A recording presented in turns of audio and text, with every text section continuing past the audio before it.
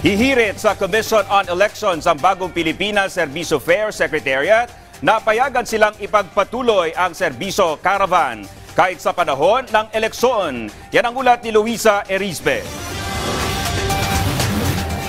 Kaakibat ng pangako ni Pangulong Ferdinand R. Marcos Jr. na sa Bagong Pilipinas, wala ni isang Pilipino ang maiiwan. Ang Bagong Pilipinas Serbisyo Fair na programa ng pamahalaan magtutuloy-tuloy kahit pa sa panahon ng eleksyon. Sabi ng National Secretariat ng Bagong Pilipinas Serbisyo Fair, plano nila na ipa-aproba sa Commission on Elections lahat ng programa ng Serbisyo Caravan para hindi ito maantala ng election ban.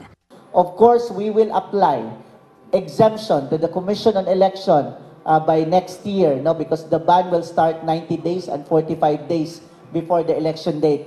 Pero during the filing until that day, wala pa pong problema because we can still implement, we are still not covered by the election ban. But gaya ng ginawa natin nung barangay election at nagkaroon tayo ng Bagong Pilipinas Serbisyo Fair nung nakaraang taon, siniguro po natin na isang programa ay inaplayan natin ng exemption. Giit pa ng National Secretariat, nagawa na nila ito noong panahon ng barangay at SK elections. Kaya plano nilang ito rin ang gawin sa midterm elections sa 2025. Mahalagaan niya, hindi maantala ang pagbibigay ng serbisyo sa publiko, lalo at nakikita rin nilang may magandang epekto sa ekonomiya ng Pilipinas ang pagbibigay ng tulong sa mga probinsya na pinupuntahan ng BPSF.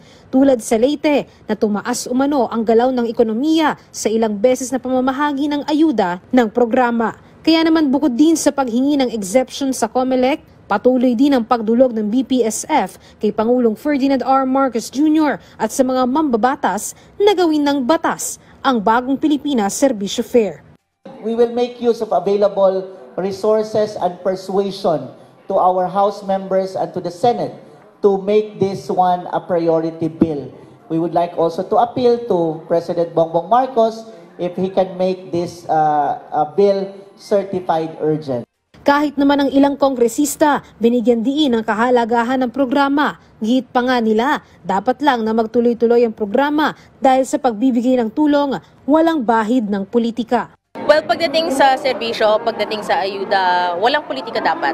And nakita naman natin, smooth sailing, kayo naman hindi kayo nahirapan. And we thank the local government for being very participative dito sa ating programa na sa buong Pilipinas naman. Samantala, naging matagumpay naman ang Bagong Pilipinas Serbisyo Fair sa Davao City noong September 5 at 6 at nasa 1.2 billion na tulong ang ipinamahagi ng programa sa 250,000 na mga residente. Sa mga susunod na linggo at buwan, inaasahang iikot pa sila sa Cavite, Pangasinan at Bicol Region. Luisa Erisbe para sa Pambansang TV sa Bagong Pilipinas.